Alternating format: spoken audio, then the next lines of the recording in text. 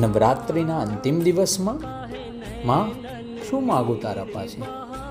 બસ એટલું જ અનુભૂતિ થઈ કે માં, હું અશક્ત અને તું શક્તિશાળી છે.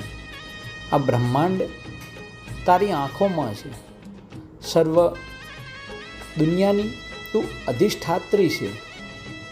આ દુનિયામાં અનેક વંટોળો, અનેક વાવાઝોડામાં માં તે હર હંમેશ મારું રક્ષણ કર્યું છે.